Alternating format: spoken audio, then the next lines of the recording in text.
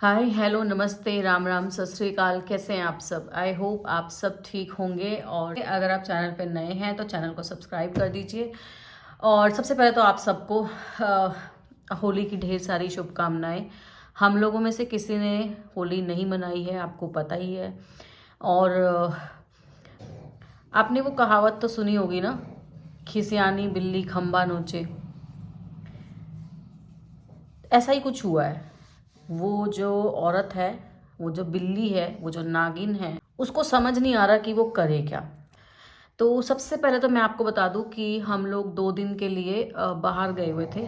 वैसे तो मैं कोशिश करती हूँ कि मैं रोज़ एक व्लॉग अपलोड कर दूं, लेकिन व्लॉग रेगुलर नहीं हो पाते, तो दैट मीन्स कि मैं बिज़ी हूँ या कहीं बाहर हूँ।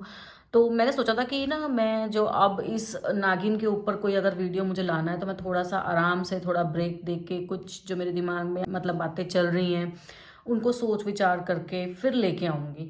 लेकिन आपको पता ही है, इस औरत को चैन नहीं मिलता अगर इसके बारे में बात ना की जाए, अगर ये हमारी शक्ल ना देखे। इसे हम इतने पसंद हैं कि ये रोज़ हमारी शक्ल देखने के लिए ना बेचैन रहती है, बेताब रहती है, तो उसके लिए ना कुछ भी कर सकती है। तो अभी हम 2 दिन के लिए फैमिली के साथ गए थे अमृतसर। हम लोग 5 तारीख को रात को 12 बजे की हमारी ट्रेन थी, तो 2 दिन वहाँ थे। वैसे तो मुझे वो व्लॉग अपलोड करने थे, स्ट्रेसफुल लाइफ से निकल के हम एक दिन के लिए गए थे, मुझे वो शेयर करना था। हाँ, लेकिन उसको एडिट करने में थोड़ा टाइम लगता, और उससे पहले ही कुछ चीज़ें हुई। हमें 5 को जाना था रात को, और 5 में ही दिन में मेरे पास कॉल आता है डीएसपी ऑफिस से कि आप लोग भी शायद हंसोगे जैसे मैं हंस रही हूँ। मुझे फ़र्क नहीं पड़ता, मैं बता दूँ, मैं बिल्कुल नहीं डरती हूँ। मैं तो कह रही हूँ, तेरा जहाँ जहाँ बस चलता है तू कर, क्योंकि तू अब पागल हो चुकी है। तुम लोग नोटों के लिए किस हद तक गिर चुके हो वो सारी दुनिया को पता है। क्या कर सकते हो वो मैं अभी लोगों को बताऊंगी। तो 5 तारीख को डीएसपी ऑफिस से मेरे पास कॉल आता है, और वो कहते हैं कि मैम आपके खिलाफ, आपके मतलब आपकी, आपकी मदर की और आप तीनों सिस्टर्स के उस पे ना एक कंप्लेन आई हुई है, तो आप आ जाइए। तो मैं नंबर पहचान जाती हूँ, क्योंकि सेम विंडो से हमारी कंप्लेन डीएसपी सर के पास गई थी, तब भी हमारे पास सेम नंबर से कॉल आया था। तो मैं उन सर को बोलती हूँ कि सर हम तो पहले आए थे। तो सर बोलते हैं ओ ओके, ये वो वाला इशू है। मैंने कहा हाँ जी सर, और हमारा ना कोर्ट में चल रहा है, तो हमने आपको बता ही दिया था, और ये आपके आगे लिख के भी दे गई थी। तो सर बोले कि ठीक है, मुझे पता नहीं था, लेकिन अब भी ना आप सबके खिलाफ इसने कंप्लेन दी हुई है, जिसमें हमारे बड़े जिया जी का नाम भी इसने ऐड कराया। और गेस व्हाट, इसने वो एप्लीकेशन लगाई कहाँ है? बिल्ली ना हमारे ही वीडियोस देख देख के सियानी होती जा रही है। उसने एप्लीकेशन जो है वो गृह मंत्री जी के पास लगाई है। तो उनकी ऑर्डर्स फिर जो है वो डीएसपी सर के पास आए, और उन्होंने हमें कॉल किया। तो मैंने सर को बोल दिया, सर अभी तो हम 2 दिन बाहर जा रहे हैं, और जैसे ही आपको लगे कि हमारी ज़रूरत है या हमें आना है तो हम लोग आ जाएंगे। और ठीक है सर, ऑल राइट, हम लोग आ जाएंगे। तो ये तो थी एक। फिर भी मैं इस चीज़ के ऊपर ना वीडियो नहीं बनाया। मैंने कहा छोटी सी बात है, जब मैं कोई और बातें शेयर करूंगी तब मैं इस वीडियो में इसको ऐड कर दूंगी। तो और अभी हम गए भी नहीं थे, सिर्फ एक कॉल ही आया था। तो मैंने कहा एक बार जहाँ आए, क्या वहाँ पे रहती है, और कंप्लेन क्या है, वही के वही कॉपी जो विमेंस सेल में लगी थी, जो प्रोटेक्शन ऑफिसर के पास लगी थी, जो कोर्ट में लगी थी, वो as it is copy paste करके और वहाँ दे दी गई है। तो अब आते हैं, अब हम लोग 2 दिन के लिए जाते हैं। अब कल होली का त्यौहार था, सबका मूड बहुत अपसेट था। मैंने कोई वीडियो नहीं बनाया, कोई व्लॉग नहीं किया। मैं सुबह सुबह मम्मी के पास गई, मम्मी रो रही थी। सुबह सुबह मम्मी के पास गई, मैंने ब्रेकफास्ट भी मम्मी के साथ ही किया कि मम्मी को थोड़ा सा अकेलापन फील ना हो। फिर ना हमारे ही पड़ोस में एक सत्संग था, तो मैं मम्मी को मैंने बोला कि आप चलो मेरे साथ, मेरे घर पे चलो, घर पे तो आप अकेले ऐसे, क्योंकि उस दिन टिफिन्स का भी कोई ऐसा सच काम था नहीं, बच्चे सब अपने अपने घर गए हुए थे। तो मैंने कहा मम्मी आप मेरे साथ चलो, दिन में वहीं पे ही रहना। तो मम्मी कहते कि नहीं, मैं अभी तो नहीं जाऊँगी, आज पड़ोस में ना सत्संग है, तो मैं वहाँ जाऊँगी, और सत्संग 3-1 बजे ख़त्म हो जाएगा, उसके बाद तू आ जाना। तो मैंने कहा ठीक है। तो मैं घर आई, तो छुट्टी का दिन था, हमने कुछ, आपको पता ही है, होली तो हमने मनानी ही नहीं थी। आप मानोगे नहीं, मेरे को ना अभी थोड़ा सा फील हो रहा है, मतलब मैं एक पर्सनल चीज़ शेयर कर रही हूँ, हालांकि मैं अपने आप पे गुस्सा भी हूँ इस चीज़ से, नाराज़गी लगा लो, या मतलब पता नहीं, मेरी गलती भी हो सकती है। मैंने ना, हमने इस बार कान्हा जी को भी रंग नहीं लगाया है। मतलब मुझे अभी अफसोस भी है इस चीज़ का, लेकिन हमने अपने घर में कलर को छुआ तक भी नहीं है। तो हम अपने कान्हा जी को भी कलर नहीं लगा पाए। अगले साल अगर भगवान ने चाहा, सब कुछ ठीक हुआ, तो करेंगे। कान्हा जी भी हमारे घर का हिस्सा है। जब मतलब हम खुशी नहीं मना पा रहे तो मुझे सही नहीं लगा कि मैं कलर लाऊं। भगवान को हमारे मन में क्या है, हमारे भाव क्या है, वो सब पता है, और नहीं मन हो रहा था मतलब, तो नहीं लगाया। तो सुबह से मूड ऑफ था, अपने आप को जैसे तैसे मम्मी के पास से आके समझाया, और उसके बाद मैं अपने घर के आगे कामों में लग गई, क्योंकि जितना बहुत ज़्यादा मूड अपसेट था लिटरली। मतलब हम हर बार होली पे जाते भी नहीं थे भाई के पास, लेकिन वो मन में खुशी नहीं होती ना, तो मूड बहुत ज़्यादा अपसेट था, बहुत ज़्यादा। ना किसी का कॉल आया, ना हमने किसी को कॉल किया, ना हम कहीं गए। कपट जोपट सेट की, जो भी मेरे को काम दिखा वो मैंने किया, और हमारी सीमा भी छुट्टी पे थी। तो जी मम्मी को मुझे लेना जाना था 3 बजे के बाद। तो मैं ना 3 बजे के लिए 3 बजे के बाद मैंने बालों में तेल लगाया हुआ था, तो मैं नहाने चली जाती हूँ कि नहा धो के मम्मी को ले आऊँगी। तो 3:30 बजे मैं वॉशरूम में होती हूँ और निकलती हूँ अभी वॉशरूम से कि मम्मी का कॉल आ जाता है। तो मम्मी वापस से रो रही हैं, परेशान हैं, घबराई हुई थी। तो मैंने मम्मी से पूछा कि क्या हुआ। तो मम्मी कहती हैं कि उसका भाई आया था। किसका भाई आया था? उस औरत का। तो जी वो औरत का भाई घर पे आता है। मम्मी को पहले तो वो चक्कर लगा के चला जाता है, देखती है कि मम्मी चाय पी रही हैं, देखता है वो कि मम्मी चाय पी रही हैं, घर पे कोई नहीं है। वो ये कंफर्म करता है कि मम्मी अकेली बैठी हैं। एक्टिवा दोबारा वापस ला के रोकता है। रोकने के बाद मम्मी के पैरों को हाथ लगाता है, मेरी इन्फॉर्मेशन लेता है कि मैं कहाँ पे हूँ। तो मम्मी कहती हैं कि क्या काम है। तो वो कहता है कि उसको बोल दो वीडियो डालना बंद कर दे, नहीं तो मैं उसे जान से मार दूंगा।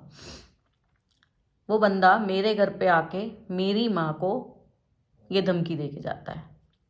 पहले तो मैं बता दूं उस बंदे को, तेरी बहन के पास, उस चुड़ैल के पास, उस नागिन के पास मेरा नंबर है।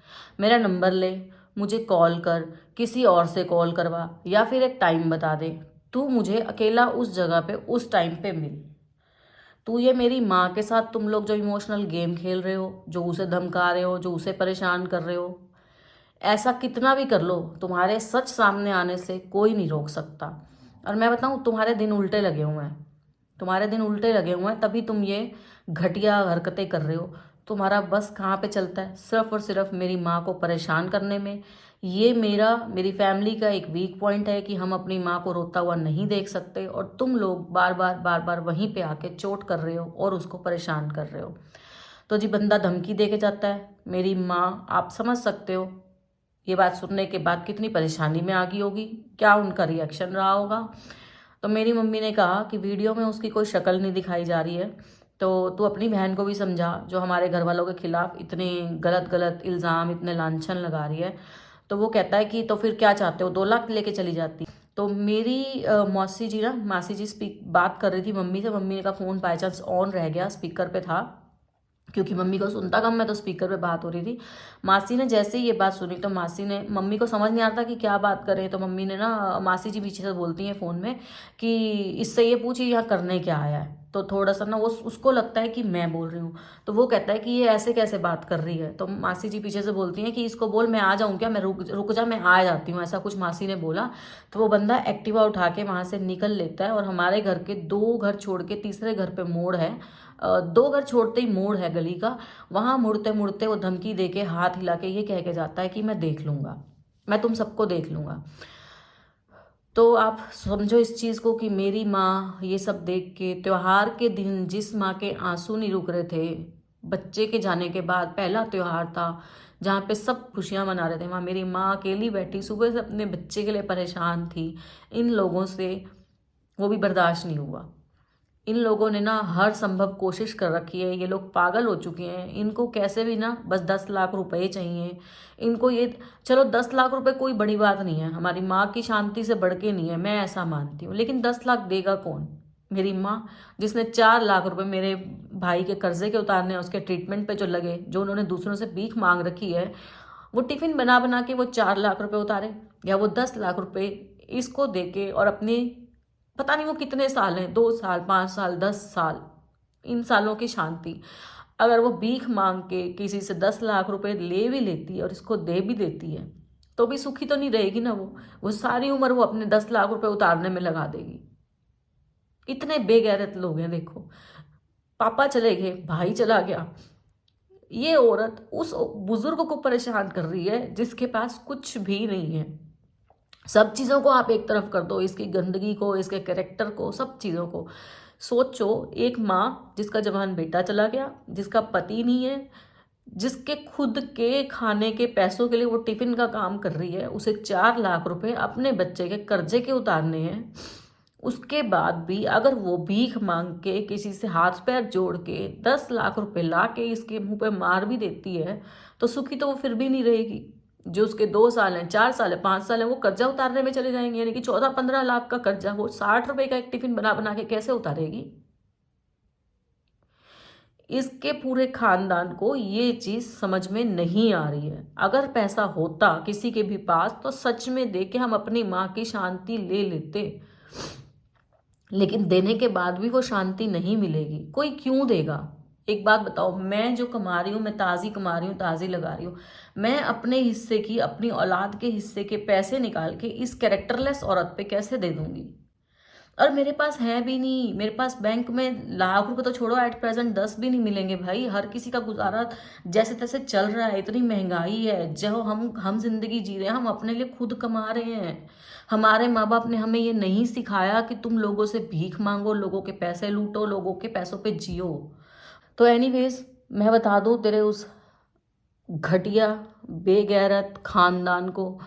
अच्छा, वो मैं एक बात और आपको बताना भूल गई कि जो वो लड़का धमकी देने आया है वो है कौन? वो वही बंदा है जिसके ऊपर मर्डर का केस चल रहा है।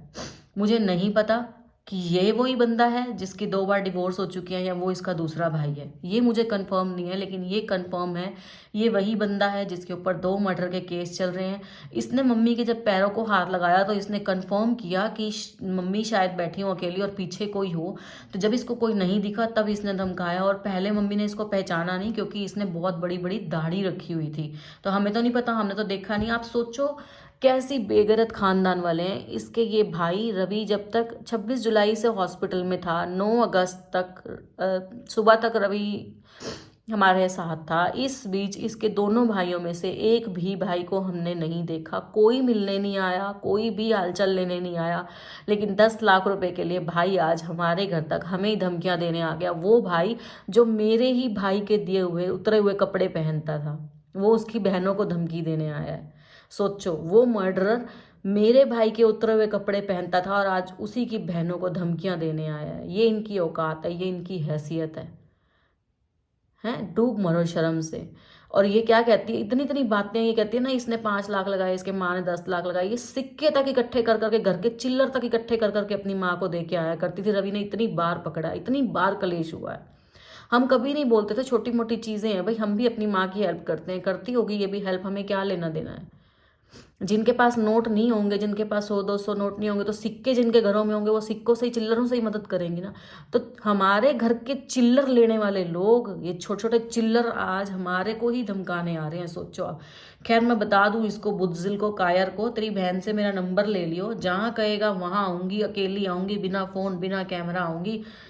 किसी के बाप में दम हो ना, रोक लेना, वीडियो तो यूं ही डलेंगे। इंदु बजाज ना तेरे से डरती, ना तेरे बाप से डरती, ना किसी और से डरती। मैं सच्ची हूं ना, मेरे को कुछ हो जाएगा ना, मैं मर जाऊंगी, मुझे तब भी गम नहीं है। तू मुझे कुछ कर दे, कोई कुछ भी कर दे, पहले तो तू करेगा। तुम मेरे को जरा सी कुछ टच भी हो गई ना, कहीं गलती से किसी रोड पे भी एक्सीडेंट हो गया, तो मैंने तो पर्चा लिख रखा है भाई, मेरी कुछ अनहोनी के जिम्मेवार इसका पूरा खानदान और इसकी औलादें होंगी। मैंने तो पूरा पर्चा तैयार करके रख रखा है, तुम टेंशन मत लो इस चीज़ की। तो भाई, इंदु बजाज को किसी का डर नहीं है, छाती ठोक के कह रही हूँ। मैं मेरे भाई की जगह ले चुकी हूँ। मेरा भाई गलत लोगों में फंस गया था, नागों के घर में सांपों के डसने से, वो तो नहीं बच पाया। मैं छाती ठोक के खड़ी रहूंगी क्योंकि मैं तुम्हारी असलियत जानती हूँ। तुम गिरे हुए लोग हो, तुम नोटों के लिए पड़े हो। ये वो औरत है जिसने एक बार भी, भाई की कसम, भाई चला गया, इकलौता भाई था, मेरे पास और कुछ नहीं है खोने को, भाई की कसम, ये वो औरत है जिसने हमें एक बार भी ये चीज़ नहीं कही कि ना मेरे फ़ोनों में रवि की फ़ोटोज़ हैं, मुझे मेरी यादें वापस कर दो। एक बार भी। मैं देखती, ये लड़की अगर सच्ची थी ना, ये मुझे कहती कि दीदी मैं फ़ोनों के लॉक खोल देती हूँ, आपको जो देखना देख लो, लेकिन मेरे पति की उसमें फ़ोटोज़ हैं, वीडियोज़ हैं, हमारी यादें हैं, हमें वो वापस कर दो। मैं इसके चरण पकड़ लेती। मैं इसको गले से लगा लेती कि नहीं, इसमें रवि के लिए प्यार है। लेकिन जो चीज़ मैंने देखी है ना, वो आप लोग कभी नहीं समझ पाओगे जो हमने इसके सड़े हुए चेहरे में देखा है। मैं एक क्लिप शेयर करती हूँ, फेस में उसका हाइड कर दूंगी, आप देखना। साथ में मेरे भाई की फोटो लगी हुई है, गरुड़ पुराण की कथा चल रही है। ये औरत कैसे पैर फैला के वहां पे बैठी हुई है, जैसे इसे कुछ लेना देना ही ना हो।